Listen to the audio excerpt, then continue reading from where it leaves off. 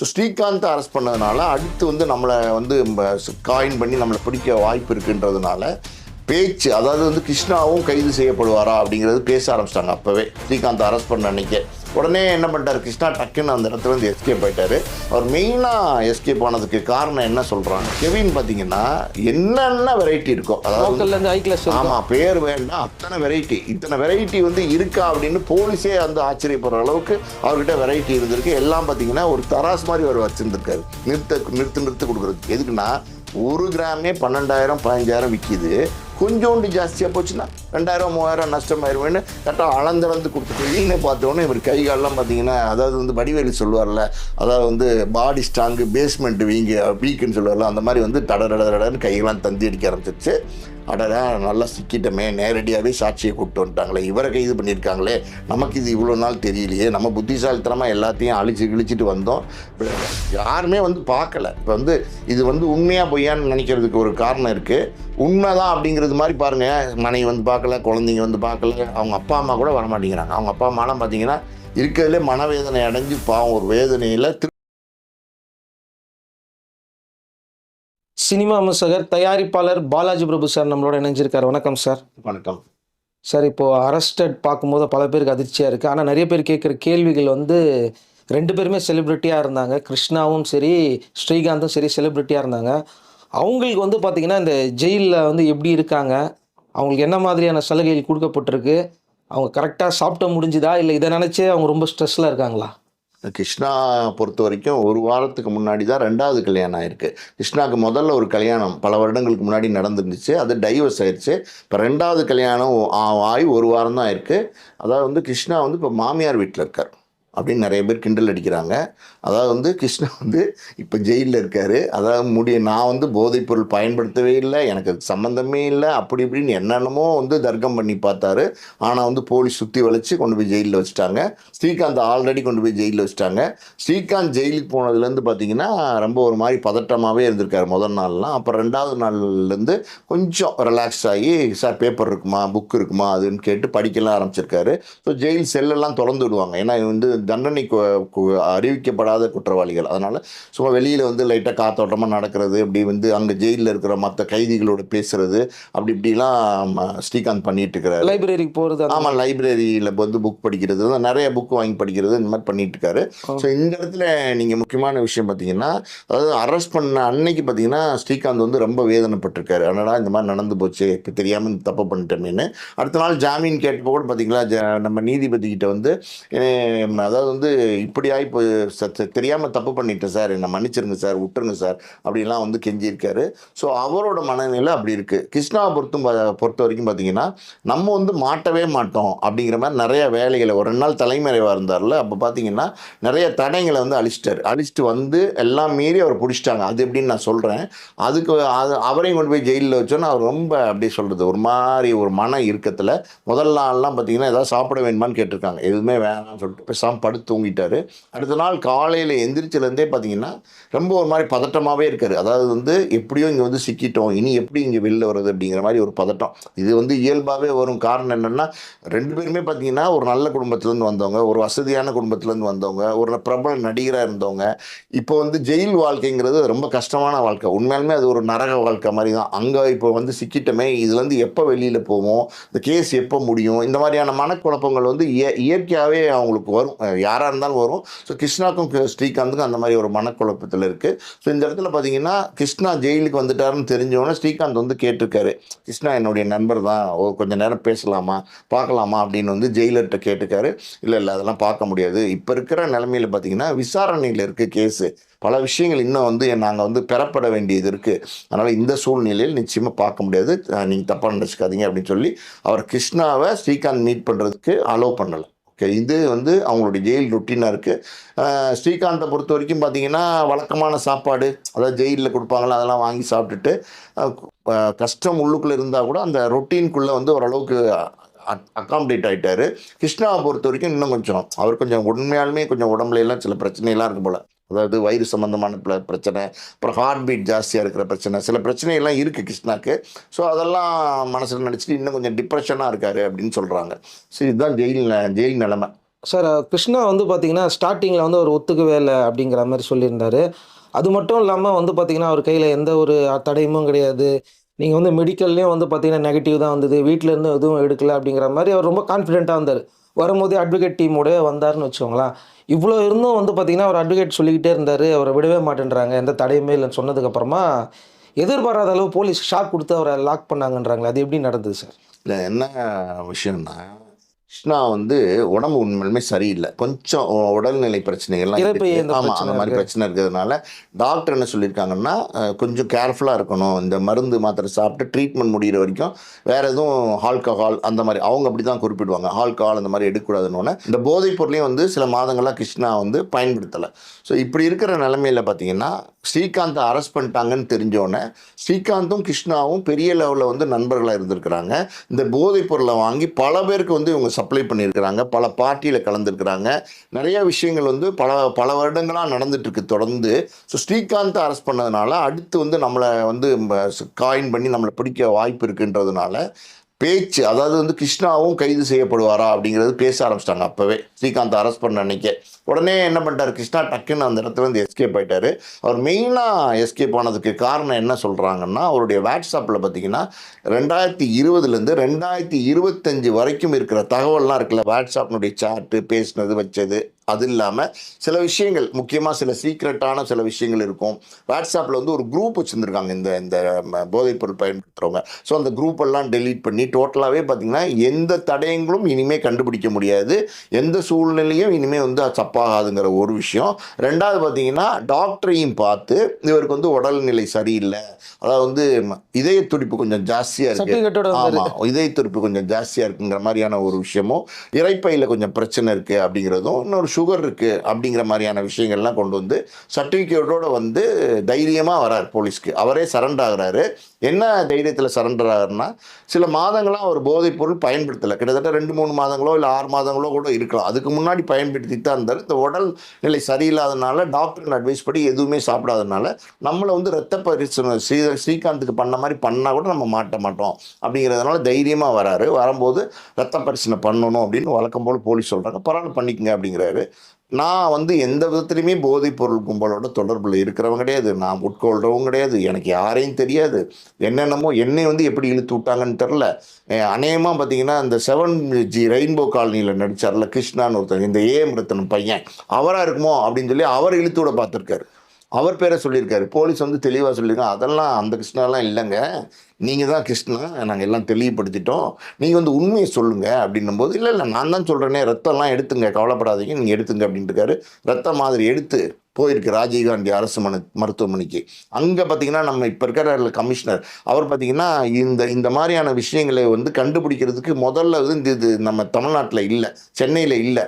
அந்த மாதிரியான எக்யூப்மெண்ட்ஸ்லாம் இப்போ அவர் வந்ததுக்கப்புறம் ராஜீவ்காந்தி மருத்துவமனையில் கொண்டு வந்திருக்காரு. இமீடியட்டாக கண்டுபிடிக்கிறது. இல்லைன்னா இது என்ன ஆகும்னா, பாம்பேக்கு போய் 2 நாள் கழிச்சு தான் இந்த ரிசல்ட் வரும். ஸோ இமீடியட்டாக கண்டுபிடிக்கிற விஷயங்கள்லாம் இங்கே பண்ணிட்டதுனால உடனே போய் டக்குன்னு பார்த்தீங்கன்னா ரிசல்ட் வந்துருச்சு. கிருஷ்ணாவுக்கு போதைப் பொருள் பயன்படுத்தலை, ரத்தத்தில் எந்த ஒரு தடயங்களும் இல்லைன்னு நெகட்டிவ் வந்துச்சு. ஆமாம் நெகட்டிவ் வந்துச்சு. இதை போலீஸ் வந்து கிருஷ்ணாட்ட சொன்னோன்னா கிருஷ்ணா இன்னும் கொஞ்சம் நிமிர்ந்து உட்காந்துறாரு. அதாவது வந்து அப்போ ஒன்றும் பிரச்சனை இல்லை, எந்த சூழ்நிலையும் கண்டுபிடிக்க முடியாது, தடயங்கள் எல்லாத்தையுமே நம்ம அழிச்சிட்டோம், இனிமேல் எதை வச்சுமே ஃபாலோ பண்ண முடியாது அப்படிங்கிற மாதிரி நினைக்கிறாரு. போலீஸ் என்ன பண்ணுறாங்கன்னா, அவரோட செல்ஃபோனை கொடுக்க சொல்லி வாங்கி பார்க்குறாங்க. இப்போ அதாவது போதைப் பொருள் பயன்படுத்தின காலகட்டங்களில் நிறைய விஷயங்கள் இருந்திருக்கு, சேட்லாம் பண்ணியிருக்காங்க.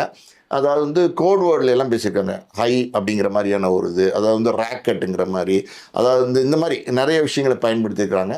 ஸோ அந்த கோட் வேர்டெல்லாம் வந்து கண்டுபிடிக்க முடியாது, எதுவுமே தெரியாது, மறைச்சிட்டோம் அப்படின்னு அவர் நினச்சிட்டு இருந்தார். ஆனால் போலீஸ் வந்து அவர் செல்ஃபோன் பயன்படுத்துகிற நெட்வொர்க்கோட தொடர்பு கொண்டு அதை வாட்ஸ்அப் சாட் ஒரு 5 வருஷம் உள்ளதை ரீகேப், அதாவது வந்து இப்போல்லாம் பார்த்தீங்கன்னா எதை வேணாலும் நீ திருப்பி எடுக்கலாம், நம்ம அது வந்து அந்த நிறுவனத்தோட மற்ற யாராவது தொடர்பு கொண்டு கேட்டால் தரமாட்டாங்க. போலீஸ் வழக்கு விசாரணையில் இருக்குது, அதுவும் இந்த மாதிரி க்ரைம் வழக்கு விசாரணையில் இருக்கும்போது கேட்டால் உடனே கொடுத்துருவாங்க. அவங்க வாங்கி டோட்டலாக அவரோட ரெக்கார்ட் ஃபுல்லாக, அதாவது 5 வருஷம் அவர் அழிச்சிட்டார் இல்லையா, அந்த ரெக்கார்ட் ஃபுல்லாக பார்க்குறாங்க.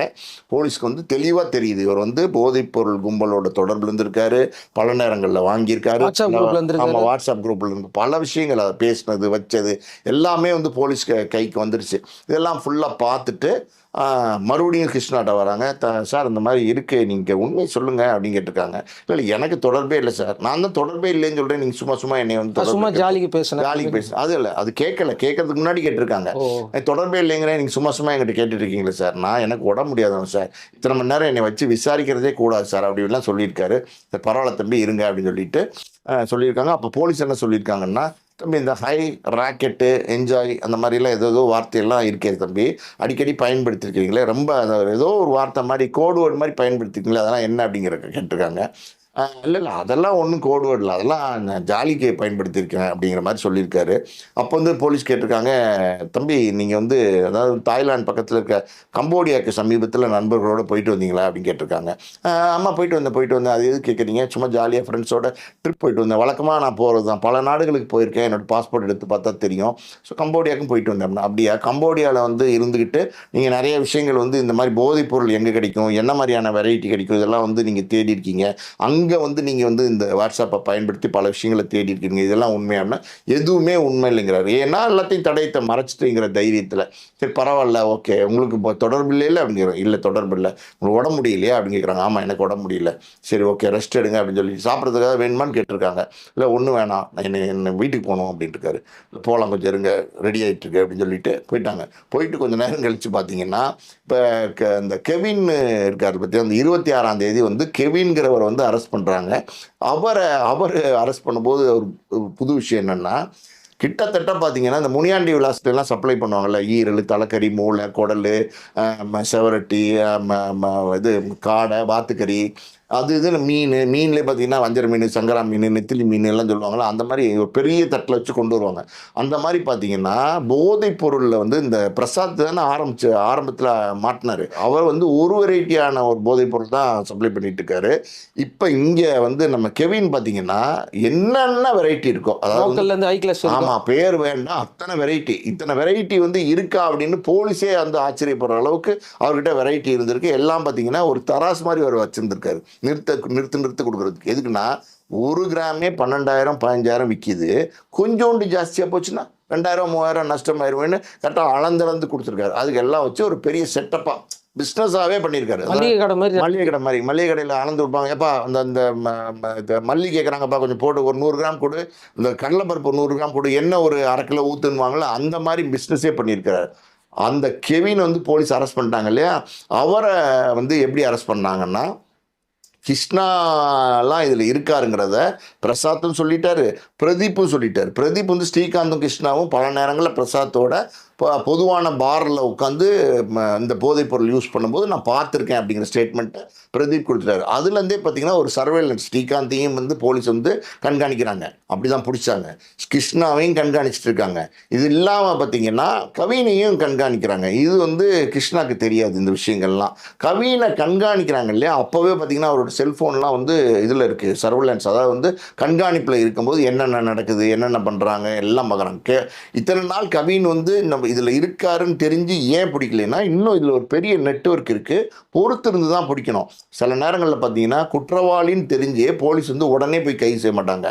கொஞ்சம் டைம் கொடுப்பாங்க. என்னென்ன நடக்குது, இவங்க யாரை மீட் பண்ணுறாங்க, யார் இவங்கள மீட் பண்ணுறாங்க, எங்கெங்கே போகிறாங்க, எங்கே சாப்பிட போகிறாங்க, டெய்லி ஒரு நாள் இவங்க ரொட்டீன் என்ன, இதெல்லாம் ஃபாலோ பண்ணுவாங்க.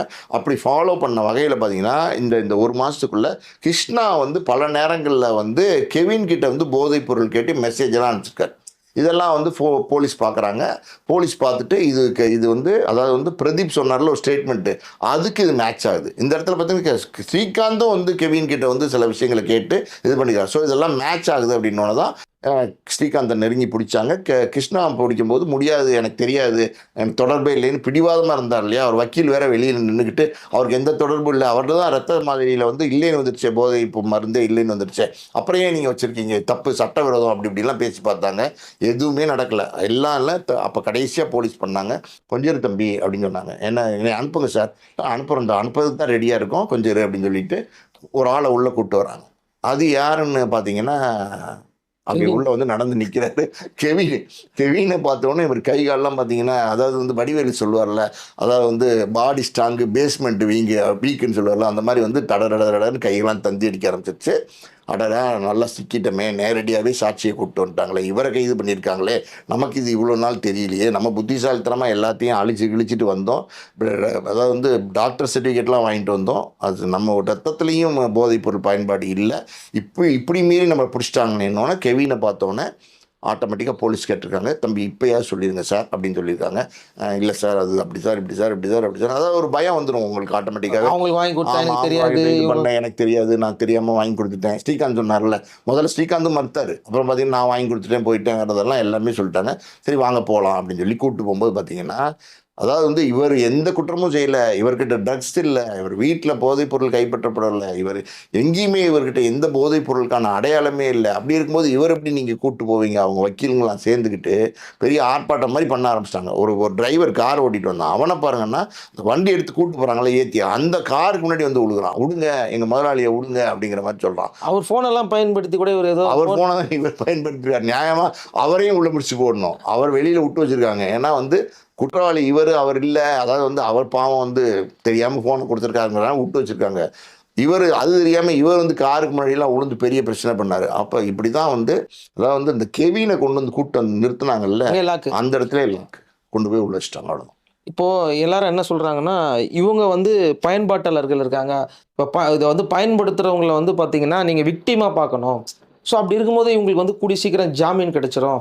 எதுக்கு இவங்களை வந்து இன்னும் வந்து 10ஆம் தேதி வரைக்கும் எக்ஸ்டெண்ட் பண்ணியிருக்கிறாங்களே, இது வந்து அதிகமாக இருக்குது, இன்னும் மேற்கொண்டு இவங்ககிட்ட விசாரிக்கிறதுக்கு என்ன இருக்குது, இவங்க தான் ஒத்துக்கிட்டாங்கல்ல, சார் நான் ஏதோ பயன்படுத்தினேன் விக்டிமாக பார்க்கணுன்னு சொல்கிறாங்களே, அப்போ மேற்கொண்டு இந்த கேஸ் எங்கே போகுது அப்படின்னு தெரியலையே அப்படிங்கிற மாதிரி ஒரு குழப்பத்திலே நிறைய பேர் கேட்குறாங்க. இப்போ இது விஷயமா ஒரு விஷயம் சொல்கிறேன் கேளுங்க. நிறைய பேருக்கு இதை பற்றி தெளிவுரை இல்லை. அதாவது போதைப் பொருள் விற்கிறவங்க தான் குற்றவாளி, போதைப் பொருளை பயன்படுத்துகிறவங்க குற்றவாளி இல்லை அப்படின்னு நினைக்கிறாங்க. அது தப்பு.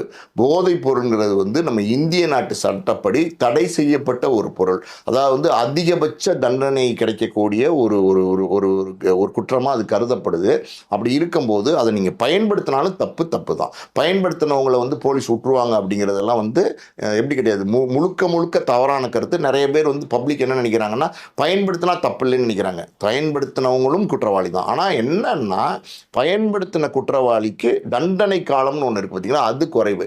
இப்போ நீதிமன்றத்தில் போய் நின்று, சார் இந்த மாதிரி நான் தெரியாமல் பயன்படுத்திட்டேன், எனக்கு இதனுடைய பிரச்சனையெல்லாம் எனக்கு தெரியல, நான் பயன்படுத்தினது உண்மைதான், என்னை மன்னிச்சு என்ன ஏதாவது வந்து குறைஞ்ச கால தண்டனை கொடுங்க அப்படின்னா, நீதிபதி வந்து சரி இவன் வெறும் பயன்படுத்தியிருக்கான், சரி தெரியாமல் பயன்படுத்தினான் அப்படின்னு சொல்லி இந்த மாதிரி ஆளுங்களை என்ன பண்ணுவாங்கன்னா, ஜெயிலில் கொண்டு போய் போடாமல் இந்த ரீஹாபிட்டேஷன் சென்டர்னு சொல்லுவாங்க. அதாவது வந்து போதைப் பொருள் மறுவாழ்வு மையம் அப்படின்னு சொல்லுவாங்க. கவர்மெண்ட்டே நடத்துது. அந்த மையத்தில் கொண்டு போய் விட்டுருவாங்க. இது எப்படின்னா, இப்போ 18 வயசு கீழே ஒருத்தர் குற்றம் செஞ்சுட்டான் அப்படின்னா, 16 வயசுன்னு வச்சுக்கோங்க, அந்த பையனை கொண்டு வந்து இந்த சீரமைப்பு, அந்த சின்ன பசங்க சிறுவர் அதில் விடுவாங்க. அவன் 18 வயசு ஆனதுக்குள்ள அந்த தண்டனை முடிஞ்சுன்னா அனுப்பிச்சிருவாங்க. அதுக்கு மேலே தண்டனை தொடர்ந்தா ஜெயிலில் கொண்டு போய் போடுவாங்க. ஸோ இந்த மாதிரி போதைப் பொருள் பயன்படுத்தினவங்க ஒத்துக்கிட்டாங்க குற்றத்தை, தெரியாமல் செஞ்சுருக்காங்கங்கிறது வந்து நீதிபதி வந்து நினச்சாருன்னா இதை இந்த மாதிரி வந்து சீர்திருத்த அதாவது வந்து இந்த மறுவாழ்வு மையத்துக்கு அனுப்பிச்சு இவங்களை வந்து கொஞ்ச நாள் அங்கே இருக்க வச்சு அனுப்பிச்சிருவாங்க. தண்டனை காலம் இருக்குது, ஆனால் அந்த தண்டனை காலத்தை இப்படி கழிக்கணும். இதுதான் வந்து உண்மை. இது நிறைய பேருக்கு தெரியறதில்ல. இப்போ நீங்கள் கேட்குறீங்களா, நிறைய பேரை வந்து அரெஸ்ட் பண்ணிக்கிட்டே இருக்காங்க தொடர்ந்து, இத்தனை பேராக வந்து போதைப் பொருள் வந்து வித்துட்டு இருக்காங்க அப்படின்னு சொல்கிறீங்க. அது நியாயமான கேள்வி. என்னென்னா, நாட்டில் இருக்கிறவன் எல்லாருமா போதைப் பொருள் வித்துக்கிட்டு இருக்கான், அத்தனை பேர் வந்து போலீஸ் அரெஸ்ட் பண்ணுறாங்க. அது எப்படின்னா, நீங்கள் வந்து இப்போ போதைப் பொருள் அடிமை ஆகிட்டீங்கன்னா, அது அடிமையாகிறதுக்கு முதல் தடவையாக நீங்கள் அதை வந்து எடுத்துக்கிறதுக்கு முன்னாடி 100 தடவை யோசிக்கணும். ஆனால் யாருமே யோசிக்கிறது இல்லை.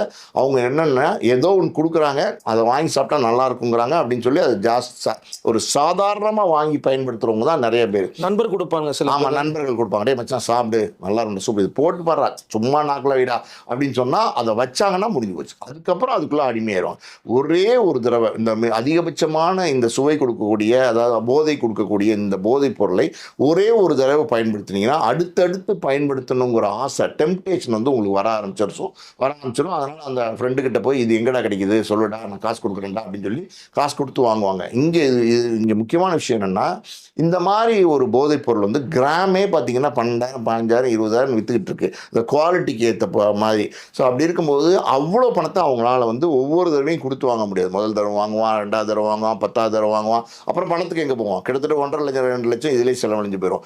எப்படியாவது இது அடிக்கணுங்கிற போது அந்த வாங்குறான் பாருங்க, அந்த போதைப் பொருள் விற்கிறான் பாருங்க, அவன்கிட்ட போய் கெஞ்சுவான், சார் கொஞ்சம் கொடுங்க, 1 கிராம் தானே, நாளைக்கு நான் உங்களுக்கு கொடுத்துட்றேன், காசு கொடுத்துட்றேன், நான் நிச்சயமாக கொடுத்துட்றேன், இல்லைன்னா இந்த வாட்ச் வச்சுக்கோங்க, இந்த செல்ஃபோன் வச்சுக்கோங்க, இப்படிலாம் கெஞ்சும் போது அவங்க என்ன சொல்கிறாங்க, நீ அப்படிலாம் ஒன்றும் பண்ண வேணாம் தம்பி, நான் சொல்கிறது நீ செய்ய அப்படின்வாங்க. சார் சொல்லுங்கள் சார் என்ன செய்கிறது அப்படின்னு கேட்டால் சொன்னது செய்வாங்க. ஏன்னா அவங்க அதுக்கு அடிக்ட் ஆகிட்டாங்க. இந்த மாதிரி வந்து ஒரு 4-5 பேரை வந்து நீ கூட்டு வாங்க, பணக்கார பசங்களாம் கூட்டு வா. பணக்கார பசங்களை கூட்டு வந்தீங்கன்னா அவங்களுக்கு வந்து நான் கொடுக்குறேன், அவங்களுக்கு முதல்ல வந்து சும்மா இலவசமாக கொடுக்குறேன். பொதுவாக பார்த்தீங்கன்னா ஃப்ரீயாக கொடுப்பாங்க, டெஸ்டிங் மாதிரி கூப்பிட்டு கொடுப்பாங்க, சாப்பிட்டு பாருங்கள் எப்படி இருக்குன்னு பார்ப்பாங்கன்னா அந்த மாதிரி மாற்றவங்க நிறைய பேர் இருப்பாங்க. அதில் வந்து நீ என்ன பண்ணுவான், சரி வர வழி இல்லாமல் ஒரு 4-5 ஃப்ரெண்ட்ஸு, அவனுக்கு தெரிஞ்ச ஃப்ரெண்ட்ஸு, ஒரு 4-5 பணக்கார பையனை கூப்பிட்டு போய் இந்த இந்த ஏஜென்ட்டை விடுவான். இந்த ஏஜென்ட் முதல்ல என்ன பண்ணுவான், சரி தம்பி சும்மா டெஸ்ட் பண்ணி பாருங்க அப்படின்வான். இல்லை சார் வேணாம், சும்மா பார்ட்டியில் நடக்கிற அந்த மாதிரி ஆமாம் கொடுத்து, அது எதிர்பாராத மாதிரி சில நேரங்களில் பார்ட்டிக்குள்ளே கூப்பிட்டு போய் அங்கே கொடுக்குற மாதிரி கொடுத்து இவங்களை வந்து அது கமிட்மெண்ட்டுக்குள்ளே கொண்டு வந்துடுவாங்க. ஒரு வாட்டி அந்த பணக்கார பசங்க சாப்பிட ஆரம்பிச்சிட்டாங்கன்னா இவன் எப்படி மாட்டினானோ அதே மாதிரி அவன் மாட்டுவான். அவன் மாட்டினான்னா போதைப் பொருள் வந்து டெய்லி வாங்கணும், அவன்கிட்ட காசு இருக்குது. அப்போ என்ன சொல்லுவான், இவன் போய் கேட்பான், அடே மச்சான் அடுத்து நீ உனக்கு வேணும்னா எனக்கு கொஞ்சம் வாங்கி கொடு, எப்படி உனக்கு வேணும்னா எனக்கு கொஞ்சம் வாங்கி கொடு. ஒரு நாளைக்கு கேட்பான், இன்னொரு நாளைக்கு கேட்பான். இப்படி ஓசியாக கேட்டு வாங்கி இவன் சாப்பிடுவான். இப்போ அவன் என்ன ஆகுறான், ஒரு ஸ்டேஜுக்கு மேலே வேற யாராவது ஒரு 4 பேருக்கு சிவாஸ் பண்ணுவான். ஏன்னா ஒருத்தருக்கு ஒரு பழக்கம் இருக்குல்ல, இதுல இவங்க டீலர் ஆயிடுவாங்க. மல்டி லெவல் செயின்னு சொல்லுவாங்கல்ல, லிங்க்னு சொல்லுவாங்கல்ல, அந்த மாதிரி பார்த்தீங்கன்னா இது லிங்க் அப்படியே போயிட்டே இருக்கும். அவனுக்கு ஒரு ஃப்ரெண்டு இருப்பாடே, நீ என்னடா எப்போ பாரு வந்து அப்படியே ஒரு மாதிரி ஜாலியாக இருக்கிற மாதிரியே இருக்கேடா அப்படின்னா, அது ரகசியம் என்ன தெரியுமா அப்படின்னு மெதுவாக வளருவான். என்ன சொல்லு அப்படின்வான். அதான் நான் ஒன்று சாப்பிட்றேன்டா போதைப் பொருள் அதான்டா அப்படின்வான். ஐயோ அப்போ எனக்கு வாங்கி கொடுன்னுவான். இப்படி தான் சார், இவன் வாங்கி கொடுப்பான், அவன் வாங்கி கொடுப்பான், அவனுக்கு இவன் வாங்கி கொடுப்பான். இப்படி வந்து ஒரு செயின். ஸோ இப்போ வந்து பயன்படுத்துகிறவங்கிற ஒரு ஸ்டேஜிலேருந்து இவங்க எல்லாம் வந்து போதைப் பொருள் வாங்கி கொடுக்குற ஸ்டேஜ் வந்துருச்சா. இப்போ ஸ்ரீகாந்தும் கிருஷ்ணாவும் அதுதான் பண்ணியிருக்காங்க, புரியுதா. அந்த மாதிரி ஸ்டேஜில் போகும்போது ஸோ ஒவ்வொருத்தனுமே அந்த லிங்க்குள்ளே வந்துடுறாங்க, வாங்கி கொடுக்குற லிங்க்குள்ளே. அப்போ அவங்கள அரெஸ்ட் பண்ணால் அதிகபட்சமான பேர் வரதானே செய்வாங்க. அப்படி அரெஸ்ட் பண்ணி தான் நிறைய பேரை உள்ளே போடுறாங்க. அதனால தான் அவங்களுக்கு அந்த சலுகை கொடுக்கப்படல. அதான் ரீஹாபிலிட்டேஷனுக்குள்ள இவங்க போக முடியாது. ரீஹாபிலிட்டேஷன்ல யார் போக முடியும்னா, அதாவது வந்து பயன்படுத்தியிருக்காங்க, ஒன்லி பயன்படுத்தியிருக்காங்க, யாருக்குமே கொடுக்கல, நண்பர்களுக்கு சிபாரிசு பண்ணல, எதுவுமே பண்ணலை, அவங்க மட்டும்தான் ரீஹாபிலிட்டேஷனில் கொண்டு போய் போடுவாங்க. யாருக்காவது நீங்கள் 1-2 பேர் வாங்கி கொடுத்துருந்தீங்கன்னா அந்த வழக்கு வேற. அந்த முதல் வழக்கு இருக்குது பார்த்தீங்கன்னா, அதில் தண்டனை காலம் கொஞ்சம் குறைவாக இருக்கும், ஆனால் தண்டனை இருக்குது. 2வது வழக்கு வந்து கடுமையான தண்டனை கிடைக்கும். அந்த மாதிரி தான் ஸ்ரீகாந்தும் கிருஷ்ணாவும் சிக்கியிருக்காங்க. சரி, ஓகே சார். இது இப்படி ஒரு பக்கம் போயிட்டுருக்கு. இன்னொரு பக்கம் வந்து ஸ்ரீகாந்த் அரெஸ்ட் பண்ணப்போ கூட வந்து பார்த்தீங்கன்னா இவர் வந்து ஒரு மிகப்பெரிய நடிகர் கிடையாது, இவர் வந்து அரெஸ்ட் பண்ணிட்டாங்க அப்படின்ற மாதிரி பேச்சு போயிட்டு இருந்தது. ஆனால் இவர் அரெஸ்ட் பண்ணாங்க பாருங்கள், அடுத்ததாக 2வது இவர் அரெஸ்ட் பண்ணப்போ, கிருஷ்ணா அரெஸ்ட் பண்ணப்போ, இவர் வந்து ஒரு பெரிய விஐபி ஃபேமிலியாச்சு, இவர் அரெஸ்ட் பண்ண மாட்டாங்கன்னு எல்லாரும் உறுதியாக சொல்லியிருக்கும் போதோ, இவர் அரெஸ்ட் பண்ண உடனேயே பல பிரபல நடிகர்கள், நடிகைகள், காமெடி நடிகர்கள், இயக்குநர்கள்லாம் பயத்தில் இருக்காங்க அப்படின்றாங்களே, உண்மைதானா? இல்லை, அதாவது நீங்கள் ஒரு விஷயத்தை தெரிஞ்சுங்க, ஸ்ரீகாந்துக்கு வந்து பெரிய பின்புலம் இல்லை. ஸ்ரீகாந்த் வந்து ஒரு நல்ல நடிகர் தான், பிரபல நடிகர் தான், ஒரு காலத்தில் பிரபல நடிகராக மார்க்கெட்டில் இருந்த ஒரு நடிகர் தான். இன்றைக்கி பார்த்தீங்கன்னா ஸ்ரீகாந்த் வச்சு யாருமே படம் எடுக்கிறதுக்கு ஆள் இல்லை. ஸ்ரீகாந்த் சும்மா ஒரு பார்ட்டி ஃபங்க்ஷன் போனால் கூட பெரிய அளவில் ஸ்ரீகாந்தை கண்டுக்கிறதுக்கு யாரும் இல்லை. நிறைய இன்றைக்கி பிரபலமாக இருக்கிறவங்கள தான் எப்போவுமே சுற்றி வருவாங்க. ஸோ ஸ்ரீகாந்துக்கு பெரிய பின்புலம் இல்லை. இப்போ கிருஷ்ணாவை பொறுத்த வரைக்கும் அவங்க அண்ணன் பார்த்தீங்கன்னா பெரிய டைரக்டர், அவர் நிறைய படங்கள்லாம் பெரிய படங்கள்லாம் பண்ணியிருக்காரு, பாலிவுட்ல எல்லாம் கூட படங்கள்லாம் பண்ணியிருக்காரு, பெரிய ஒரு இப்படி பிரபலமான இயக்குனராக இருக்கார், விஷ்ணுவர்தன் அவர் பேர்.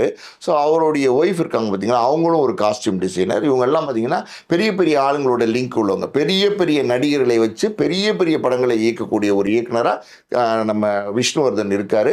கிருஷ்ணா அவருடைய தம்பின்னும் போது அவருடைய அப்பா, அதாவது வந்து விஷ்ணுவர்தன் கிருஷ்ணா, இவங்க அப்பாவே பார்த்தீங்கன்னா ஒரு திரைப்பட தயாரிப்பாளர், அவர் பேர் வந்து பட்டியல் சேகர். ஸோ அவங்களுக்கு ஒரு பேக்ரவுண்ட் இருக்குது, பெரிய முக்கியமான விஐபிஸோட இவங்களுக்கு வந்து நிறைய தொடர்பு இருக்குது. அப்படி இருக்கும்போது இவர் அரெஸ்ட் பண்ணி கொண்டு வந்தாங்க இல்லையா, அந்த நேரத்தில் வந்து எப்படியாவது இவர் வந்து வெளியில் கொண்டு வந்துடலாம், ஏதாவது ஒன்று பண்ணிடலாம், இன்ஃப்ளூயன்ஸ் பண்ணிடலாம் அப்படின்னு நினைச்சாங்க. இதுக்கு முன்னாடி 2 நாள் தலைமறைவாக இருந்தார்ல, அப்போவே பார்த்தீங்கன்னா தடயங்களை ஒரு பக்கம் அழிச்சாரு, இன்னொரு பக்கம் வந்து இவர் இந்த வழக்கிலே சம்மந்தம் இல்லைன்னு இவரை வெளியில் கொண்டு வரதுக்கான சில முயற்சிகள்லாம் நடந்திருக்கு.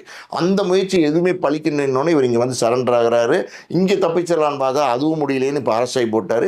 இப்போ பார்த்தீங்கன்னா வக்கீல் அவங்களெல்லாம் வச்சுக்கிட்டு இவருக்கு சம்மந்தம் இல்லை, இவர் வெளியில் விடுங்கன்ற மாதிரி பெருசாக சிக்கல் பண்ணிட்டு இருக்காங்க. மொத்தத்தில் பார்த்தீங்கன்னா போலீஸை பொறுத்த வரைக்கும் அவருக்கு பெரிய ஆதாரங்கள் கிடைச்சிச்சுன்னா, அந்த ஆதாரங்கள் உறுதியாக இருந்துச்சுன்னா அவர் வந்து வெளியில் விடுறதுக்கான வாய்ப்பு இல்லை. இப்போ கிருஷ்ணாவை அரெஸ்ட் பண்ணிட்டாங்க அப்படின்னோடனே இந்த வாட்ஸ்அப் குரூப்பில் கிருஷ்ணாவோட நிறைய பேர் தொடர்பில் இருந்தாங்கல்ல, நடிகர்கள் நடிகைகள் எல்லாமே இசையமைப்பாளர்கள் இவங்கெல்லாம் பார்த்தீங்கன்னா டோட்டலாக வந்து பயந்து நடுங்க ஆரம்பிச்சிட்டாங்க. என்னென்னா கிருஷ்ணா ஒரு பெரிய பேக்ரவுண்ட் உள்ள ஆள், அவரையே அரெஸ்ட் பண்ணிட்டாங்க, அப்போ நம்மளையும் வந்து பிடிச்சிருவாங்களோ, நம்மளையும் வந்து நெருங்கிடுவாங்களோ அப்படின்னு. இப்போ போதைப் பொருள் சாப்பிடாமே பார்த்தீங்கன்னா போதைப் பொருள் சாப்பிட்டா எப்படி இருப்பாங்க சந்தோஷமா, அந்த மாதிரி வந்து இப்போ போதைப் பொருள் சாப்பிடாமே வருத்தமாக இருக்காங்க நிறைய பேர். பயத்திலே நடுங்கிட்டு இருக்காங்க. ஐயோ என்ன ஆயிருமோன்னு பார்த்தீங்கன்னா அவங்களால சாப்பிட முடியல, தூங்க முடியல, எதுவுமே பண்ண முடியல. அதுதான் இப்போ நிறைய லிஸ்ட்டு சோசியல் மீடியா நிறைய லிஸ்ட் இருக்கு, நிறைய பேர் பற்றி பேசுகிறாங்க, நிறைய பேர் உண்மைகளும் இருக்குது. சினிமா துறையில் அவருக்கு பேசுகிற யாரை பற்றி பேசுகிறாங்கங்கிறது பொதுமக்களுக்கே தெரியுது. நீங்கள் கமெண்ட்னு ஒன்று போடுறாங்கல்ல, அதில் போய் பார்த்தீங்கன்னா இன்னாருன்னு அழகாக போட்டு விட்டுறாங்க. ஆனால் நம்ம வந்து இது முக்கியமான வழக்காக இருக்கிறதுனால யார் பேரையும் பயன்படுத்தக்கூடாது, பயன்படுத்துறது சரியாகவும் இருக்காது. Okay sir. இப்போ இவ்வளோ விஷயங்கள் நீங்கள் ஷேர் பண்ணியிருக்கீங்க. ஸ்ரீகாந்துக்கும் அவங்க மனைவிக்கும் பிரச்சனை இருக்குது அப்படிங்கிற மாதிரி சார், ஏற்கனவே என் குடும்பத்தில் நிறைய பிரச்சனை இருக்குது சார் ஸ்ரீகாந்த் சொன்னார்ல சார், அது வந்து இந்த கேஸ் எந்த அளவுக்கு டேர்னிங் பாயிண்ட் இருந்தது? இல்லை நான் ஒரு விஷயம் சொல்கிறேன் கேளுங்க. ஸ்ரீகாந்த் வந்து வந்தனாங்கிற பெண்ணை வந்து ஒரு நடிகையோட பர்த்டேயில் பார்க்குறாரு. வந்தனாவை அந்த நடிகை வந்து இவங்க பெரிய கோடீஸ்வர குடும்பம், கிட்டத்தட்ட 400-500 கோடி சொத்து உள்ள குடும்பம். இவங்களுக்கு வந்து ஊட்டியில எல்லாம் பார்த்தீங்கன்னா கேட்ரிங் காலேஜ் எல்லாம் இருக்குது, பெரிய பணக்காரவங்க, பெரிய கோடீஸ்வரங்க அப்படின்னு சொல்லி இன்ட்ரடியூஸ் பண்ணி வைக்கிறாங்க. அந்த நடிகை, அந்த பர்த்டே பார்ட்டி நடிகை ஸ்ரீகாந்துக்கு இன்ட்ரடியூஸ் பண்ணி வைக்கிறாங்க வந்தனாவை வந்து ஸ்ரீகாந்த் வந்து பெரிய கோடீஸ்வர பொண்ணு அப்படின்னு நினச்சிட்டு அவர் லவ் பண்ண ஆரம்பிக்கிறாரு. 2 பேருக்குள்ளேயும் ஒரு காதல் மலருது. அந்த காதல் மலர்ந்து ஒரு கட்டத்தில் பார்த்தீங்கன்னா திருமணத்தில் முடியுது. அந்த திருமணத்துக்கு ஸ்ரீகாந்தோட அப்பா அம்மா ஒத்துக்கல. அதனால் என்ன பண்ணுறாரு, வந்தனாவோட குடும்பத்தாரோட சேர்ந்து திருப்பதிக்கு போய் அங்கே வந்து திருமணம் பண்ணுறாரு. ரகசிய திருமணம் தான் அது. அதுக்கப்புறம் ரெஜிஸ்டர் பண்ணுறாரு. அதுக்கப்புறம் என்ன பண்ணுறாரு, வந்தனாவோட வீட்டிலே வந்து குடும்பம் நடத்துகிறாரு. இந்த காலகட்டங்களில் பார்த்தீங்கன்னா வந்தனாவோட அண்ணன் ஒருத்தர் இருக்கார், அவர் மேலே நிறைய குற்ற வழக்குகள் இருக்குது, மோசடி வழக்குகள்லாம் நிறைய இருக்குது. அதாவது வந்து பெரிய பெரிய பணத்தை, அதாவது 180 கோடி, 75 கோடி, 80 கோடி இப்படி பணத்தை வாங்கிட்டு சரியாக திருப்பி கட்டலை, ஏமாத்திட்டாரு அப்படிங்கிற மாதிரியான வழக்குகள்லாம் வந்தனாவுடைய அண்ணன் மேலே இருக்குது. இந்த வழக்குகள்லாம் இருக்கிறது சிபிஐ விசாரணையே அவர் மேலே நடந்துட்டுருக்கு. வந்தனா வீட்டிலே போய் ஒரு இருக்கார் பார்த்தீங்களா ஸ்ரீகாந்த், அந்த நிலைமையில் வந்து இந்த உண்மைகள்லாம் வந்து ஸ்ரீகாந்த் தெரிய வருது. அதனால் வந்து நம்மளை வந்து ஏமாற்றி கல்யாணம் பண்ணிட்டாங்க, அதாவது பெரிய கோடீஸ்வரர் பொண்ணுன்னு சொல்லி நம்ம இன்னும் பெரிய உயரத்துக்கு வர வேண்டிய நடிகர், பெரிய பணம் சம்பாதிக்க வேண்டிய சூழ்நிலையில் நம்மளை வந்து ஏமாற்றிட்டாங்கன்ற ஒரு எண்ணத்தில் ஸ்ரீகாந்த் வந்து அந்த வீட்டிலேருந்து கிளம்பி வந்தனா வேணான்னு சொல்லிட்டு இந்த வீட்டுக்கு வந்துடுறாரு, அதான் இவங்க அப்பா வீட்டுக்கு வந்துடுறாரு. இங்கே பார்த்தீங்கன்னா வந்தனா வீட்டுக்குள்ளே வந்துடுறாங்க, ஸ்ரீகாந்த் பின்னாடியே வந்துடுறாங்க, தனியாக காரில் இறங்கி உள்ளே வந்துடுறாங்க. உள்ளே வந்தால் ஸ்ரீகாந்த் என்ன சொல்கிறார், உன்னோட நான் வாழ முடியாது, நீ என்னை ஏமாற்றிட்ட அப்படிங்கிறாங்க. வந்தனா சொல்கிறாங்க, அண்ணனுக்கு கடன் தான் நான் என்ன செய்ய முடியும், நீங்கள் என்னை கல்யாணம் பண்ணிக்கிட்டீங்கல்ல, என்னோட தான் வாழணும் அப்படிங்கிறாங்க. முடியாதுன்னு சொல்கிறார் ஸ்ரீகாந்த். அப்போ பெரிய போராட்டமே இருக்குது, தர்ணா போராட்டம், ரோட்டில் வந்து பிரச்சனை பண்ணுறது, பப்ளிக் அதாவது வந்து இப்போ ப்ரெஸ்ஸை கூப்பிட்டு பேசுறது, போலீஸ்லேயே கம்ப்ளைண்ட்லாம் கொடுத்துட்டாங்க. ஆதாரங்கள்லாம் அவங்ககிட்ட இருந்ததுனால ஸ்ரீகாந்தோடைய நல்ல நண்பர்கள்லாம் இருப்பாங்கல்ல, அவங்கெல்லாம் கூப்பிட்டு இல்லைப்பா நீ இந்த பொண்ணை வந்து வேணான்னு சொன்னீங்கன்னா கிட்டத்தட்ட 7 ஆண்டு கடுங்காவல் தண்டனை ஒன்று கிடைக்கிறதுக்கான மீடியாவில் பேர் கெடுறது ஒரு பக்கம், அன்னைக்கே அரெஸ்ட் ஆயிருப்பார். புரியுதா உங்களுக்கு? அதை மாதிரி இப்போ தான் நீ வந்து நடிக்க வந்திருக்க, கேரியரே கெட்டு போயிடும், அதாவது வந்து உன்னுடைய எதிர்காலமே போயிடும், அதனால் நீ அந்த பொண்ணோடே இருந்துரு அப்படின்னு சொன்னோன்னா அந்த பொண்ணையே வந்து ஏற்றுக்கிட்டு ஒரு சின்ன மனம் மாற்றம், வேறு வழி இல்லை அப்படிங்கிற சூழ்நிலையை ஏற்றுக்கிட்டு அந்த பொண்ணோட 2 பசங்க வேறு ஆயிடுச்சு. இப்போ வந்து பார்த்தீங்கன்னா ஸ்ரீகாந்த் வந்து எப்படி சொல்கிறது, மார்க்கெட்டு போச்சு.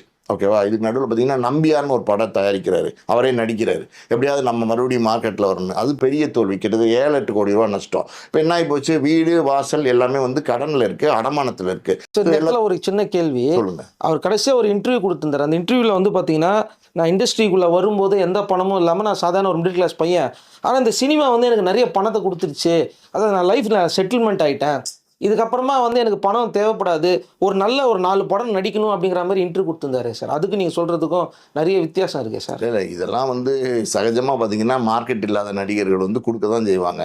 யாராவது வந்து மீடியாவுக்கு முன்னாடி வந்து எனக்கு மார்க்கெட்டே போச்சு, ஒரு படம் கூட இல்லை, என்ன பண்ணுறது, நான் வந்து சோத்துக்கே கஷ்டப்படுறேன் அப்படின்னு சொல்லுவாங்களா?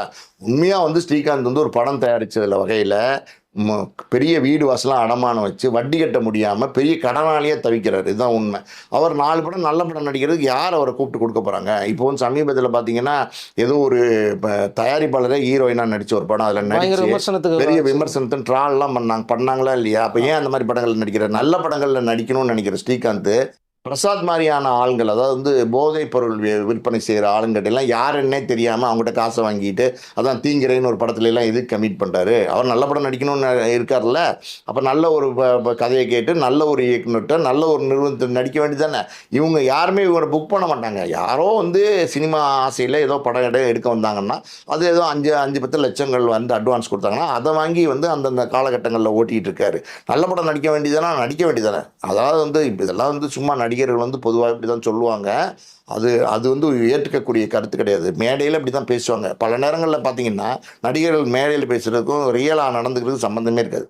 ஸோ அப்படிதான் இவங்க மனைவிக்குள்ளே இருக்கும் இந்த பிரச்சனை ஒன்றும் தொடர்ந்துக்கிட்டே தான் இருக்கா? அதுதான் நான் சொல்ல வரேன். நீங்கள் நடுவில் ஒரு கேள்வி கேட்டீங்க, அந்த கேள்வி முடிஞ்சிருச்சு. இப்போ பாருங்கள், இந்த மாதிரி பார்த்தீங்கன்னா இந்த பிரச்சனை வந்துருச்சு, கடன் பிரச்சனை வேறு வந்துருச்சு. அப்போ குடிக்கிறது, நம்ம போதைப் பொருள் பயன்படுத்துறது, அப்புறம் வீட்டிலே பார்ட்டி கொடுக்குறது, இதெல்லாம் பண்ணும்போது அவங்க மனைவிக்கு வேறு பிடிக்கல. அதாவது வந்து முதல்லேருந்தே பார்த்தீங்கன்னா ஒரு காதல் தம்பதிகள் தான் அவங்க. ஆனால் பார்த்தீங்கன்னா ஒரு 6 மாதத்துலேயே உங்களுக்குள்ள ஒரு பிரச்சனை. அது என்ன அப்படின்னு நான் சொன்னேன் இப்போ உங்கள்கிட்ட.